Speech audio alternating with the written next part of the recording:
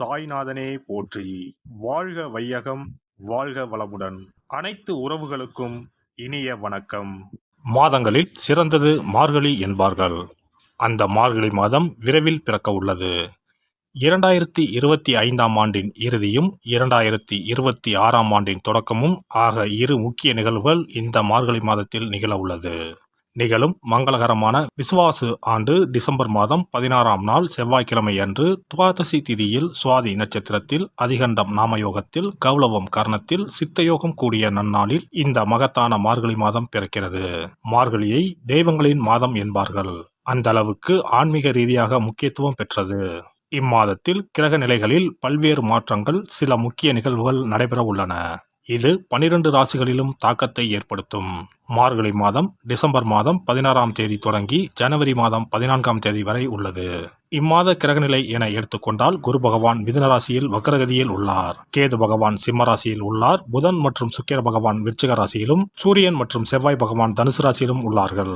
சனி மற்றும் ராகு பகவான் கும்பராசியில் உள்ளனர். இம்மாத கிரக பயிற்சி என எடுத்துக்கொண்டால் 21/12/2025 குரு பகவான் வக்ர நிலையில் புனர்பூசம் 4ஆம் பாதத்தில் இருந்து புனர்பூசம் 3ஆம் பாதத்திற்கு பயிற்சியாக உள்ளார். 22/12/2025 சுக்கிர பகவான் விருச்சிக ராசியில் இருந்து தனுசு ராசிக்கு பயிற்சியாக உள்ளார். அதேபோல 25/12/2025 புதன் பகவான் விருச்சிக ராசியில் இருந்து தனுசு ராசிக்கு பயிற்சியாக உள்ளார். மேலும் 11/1/2026 புதன் பகவான் தனுசு ராசியில் இருந்து மகர ராசிக்கும், செவ்வாய் பகவான் 14/1/2026 தனுசு ராசியில் இருந்து மகர ராசிக்கும் பயிற்சியாக உள்ளார். இம்மாத சிறப்புகள் என எடுத்துக்கொண்டால் டிசம்பர் மாதம் 19ஆம் தேதி அனுமன் ஜெயந்தி, டிசம்பர் மாதம் 30ஆம் தேதி வைகுண்ட ஏகாதசி, ஜனவரி 3ஆம் தேதி ஆருத்ரா பௌர்ணமி, ஜனவரி 14ஆம் தேதி போகி பண்டிகை ஆகிய நிகழ்வுகள் உள்ளன. பொதுவாகவே மார்கழி மாதம் முழுவதுமே விசேஷம்தான். இந்த வருடம் வரும் மார்கழி கூடுதல் முக்கியத்துவம் பெறுகிறது. பிறக்கப் போகும் இந்த மார்கழி மாதத்தில் உங்கள் வாழ்வில் வளமும் நலமும் செல்வ செழிப்பும் பெற்று வாழ்வில் உயரிய நிலையை அடைய எல்லாம் வல்ல எம்பெருமானை வேண்டி விரும்பி கேட்டுக்கொள்கிறேன். கன்னிராசி அன்பர்களே, மார்கழி மாத கிரக நிலைகளை ஆராய்ந்து பார்க்கும் பொழுது மாத தொடக்கத்தில் உங்கள் ராசிநாதன் புதன் பகவான் சகாயஸ்தானத்தில் சஞ்சரிக்கிறார். அவரோடு சுக்கிர பகவானும் இணைந்து சஞ்சரிப்பதால் நல்ல சந்தர்ப்பங்கள் இல்லம் தேடி வரும். வருமானம் உயரும். வளர்ச்சி பாதையை நோக்கி அடியெடுத்து வைப்பீர்கள். கொடுத்த கடன் வசூலாகும். உடன் இருப்பவர்களால் நன்மை கிடைக்கும். உடன் பிறப்புகள் உறுதுணையாக இருப்பார்கள். தொழில் முன்னேற்றம் ஏற்படும் மாதம் இதுவாகும்.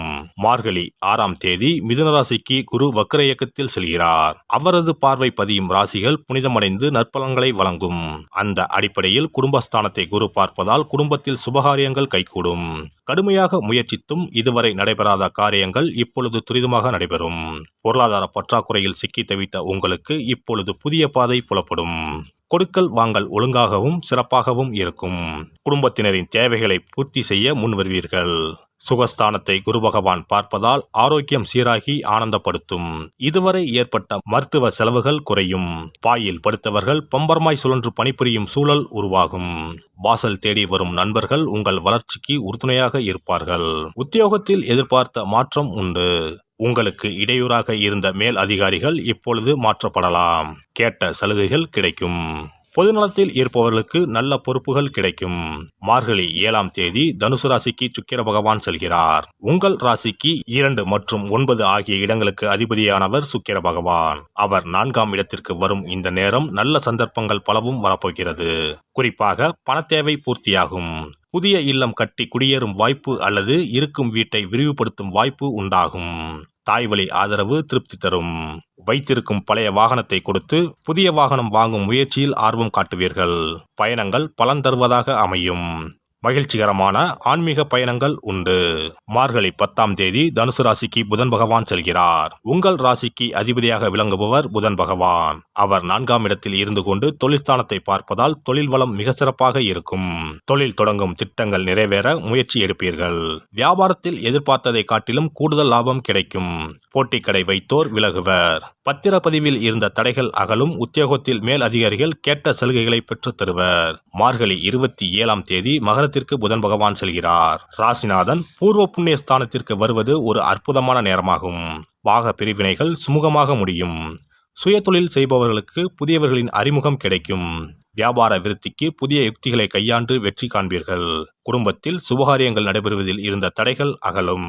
மார்கழி 30ஆம் தேதி மகர ராசிக்கு செல்லும் செவ்வாய் அங்கு உச்சம் பெறுகிறார். உங்கள் ராசிக்கு 3, 8 ஆகிய இடங்களுக்கு அதிபதியானவர் செவ்வாய் பகவான். அவர் உச்சம் பெறுவது அவ்வளவு நல்லதல்ல. இக்காலத்தில் எதையும் திட்டமிட்டு செய்ய இயலாது. திடீர் விரயங்கள் ஏற்படும். வியாபாரத்தில் சிக்கல்கள் உருவாகும். மேலும் தொழில் போட்டிகள் அதிகரிக்கும். உடல்நிலை பாதிப்பு காரணமாக ஒரு சில காரியங்களை தாமதமாக செய்ய நேரலாம். வாகன பழுதுகளால் மனவாட்டம் ஏற்படும். பொது வாழ்வில் உள்ளவர்களுக்கு நல்ல தகவல் கிடைக்கும். வியாபாரம் மற்றும் தொழில் செய்பவர்களுக்கு மேல் முதலீடு செய்ய வாய்ப்புகள் உருவாகும். உத்தியோகத்தில் உள்ளவர்களுக்கு உயர் அதிகாரிகளால் நன்மை உண்டு. கலைஞர்களுக்கு புதிய முயற்சிகளால் வெற்றி கிடைக்கும். மாணவ மாணவிகளுக்கு படிப்பில் அக்கறை கூடும். பெண்களுக்கு நிலையான வருமானம் உண்டு. பூமியோகம் அமையும். இம்மாதம் வாராகி வழிபாடு வளர்ச்சியை தரும். பண தேவையை பூர்த்தி செய்யும் நாட்கள் டிசம்பர் 16, 17, 20, 21, ஜனவரி 1, 2, 5, 6, 12, 13. மகிழ்ச்சி தரும் வண்ணம் பச்சை. சிறப்பு தொகுப்பு. வெற்றிகள் குவிய விஷ்ணு வழிபாடு. ரொக்கத்திற்கு முக்கியத்துவம் கொடுக்கும் நாம் சொர்க்கத்திற்கும் முக்கியத்துவம் கொடுக்கும் விழாவை கொண்டாட வேண்டும். அந்த விழா இந்த மார்கழி மாதம் வருகிறது. திருப்பதி, திருவரங்கம் உள்ளிட்ட விஷ்ணு ஆலயத்தில் நுழைய லட்சக்கணக்கான மக்கள் காத்திருப்பார்கள். அதேபோல திருக்கோஷ்டியூர், உப்பிலியப்பன் கோவில், திருமோகூர் போன்ற உலகத்தில் உள்ள சகல விஷ்ணு ஆலயங்களிலும் ஏகாதசி விழா உற்சவம் சீரும் சிறப்புமாக நடைபெறும். இந்த கண்கொள்ளா காட்சியை கண்டு மகிழ்ந்தால் பொன்னும் பொருளும் போற்றுகின்ற செல்வாக்கு இன்னும் உயரும். மாதங்களில் புனிதமானதாகவும் தேவர்கள் துயில் எழும் மாதமாகவும் கருதப்படும் மார்கழி மாதத்தில் நாம் விஷ்ணுவை வழங்கினால் விருப்பங்கள் அனைத்தும் நிறைவேறும். அதனால்தான் மாதங்களில் நான் மார்கழி என்று கண்ணன் சொல்லியதாக சொல்வார்கள். இம்மாதம் 15ஆம் தேதி அதாவது 30/12/2025 செவ்வாய்க்கிழமை வைகுண்ட ஏகாதசி வருகிறது. அங்கனம் வைகுண்ட ஏகாதசி வரும்பொழுது சொர்க்க வாசலை திறப்பார்கள். ஆண்டு முழுவதும் அடைத்திருக்கும் கதவு அன்று மட்டும்தான் திறந்து வைக்கப்படும். அந்த சொர்க்க வாசலின் வழியாக நாம் நுழைந்து வந்தால் சிக்கல்கள் தீரும், செல்வ வளம் பெருகும். ஏகாதசி அன்று இல்லத்து பூஜை அறையில் விஷ்ணு லட்சுமி படம் வைத்து வழிபட வேண்டும். அவள் வெல்லம் கலந்து நைவேத்தியம் வைத்து சாப்பிடலாம். முழு விரதம் இருக்க முடியாதவர்கள் மதியமும் இரவும் பலகாரம் செய்து சாப்பிடலாம். அன்று இரவு முழுவதும் கண் விழித்திருக்கும் பொழுது இறை தியானத்தையே மேற்கொள்ள வேண்டும். மறுநாள் அதிகாலையில் சூரியன் உதிக்கும் முன்னதாக நீராடி பச்சரிசி சோறு, அகத்திக்கீரை, நெல்லிக்காய், கருணைக்கிழங்கு, புளிக்குழம்பு சாப்பிடுவது நல்லது. அகத்திக்கீரையும் நெல்லிக்காயும் உணவில் சேர்த்துக் கொள்வது அவசியமாகும். இந்த மார்கழி மாதத்தில் கன்னி பெண்கள் அதிகாலையில் எழுந்து நீராடி வீட்டின் முன்பக்கத்தில் கோலமிட்டு அதன் மத்தியில் மஞ்ச வண்ண பூ வைத்தால் மங்களம் உண்டாகும். பரங்கி பூவை வைத்து அழகுபடுத்துவது கண்கொள்ளா காட்சியாகும். கிருமி நாசினியாக சாணத்தின் மீது அதை பதித்து வைத்திருப்பர். மங்களம் நடைபெறுவதற்காக மஞ்சள் வண்ண பூவை வீட்டு கோல மத்தியில் வைப்பது வழக்கம். குனிந்து அமர்ந்து நிமிர்ந்து கோலம் போடும் பொழுது விரல்களுக்கு மகிழ்ச்சி கிடைக்கிறது. சிறந்த யோகப்பியாசம் ஏற்படுவதாக கூறுவார்கள். இந்த வழிபாட்டின் மூலம் மனநலமும் உடல் நலமும் சீராகிறது. பிரம்ம முகூர்த்தத்தில் எழுந்து ஓசோன் என்ற காற்று மண்டலத்தில் உள்ள காற்று நம் மீது பதிவதால் ஆரோக்கியம் மேம்படுகிறது. திருப்பாவை, திருவெம்பாவை பாடி வழிபாட்டை மேற்கொண்டால் திருமணம் கைகூடும். அதிகாலையில் இறை நாமத்தை உச்சரிப்பதன் மூலம் அனைத்து நலன்களும் கிடைக்கும். இப்படிப்பட்ட சிறப்பு வாய்ந்த மார்கழி மாதத்தில் ஏகாதசி விரதத்தை இனிதே கடைபிடித்து பார்க்கடலில் துயிலும் பரந்தாமனை வழிபட்டால் வாழ்க்கை வளமாகும், வளர்ச்சியும் பெருகும், வருங்காலம் நலமாகும், வருமானம் திருப்தி தரும். விஷ்ணுவை வழிபட்டு அவரது துணையாக விளங்கி செல்வத்தை நமக்களிக்கும் லட்சுமியின் சன்னதிக்கு சென்று லட்சுமி வருகை பதிகம் பாடினால் அந்த தேவி இல்லம் தேடி நமக்கு அல்ல குறையாத செல்வத்தை வழங்குவாள். அஷ்டலட்சுமியின் படத்தை விஷ்ணு லட்சுமி படத்துடன் பூஜை அறையில் வைத்து வழிபடுவது நல்லது.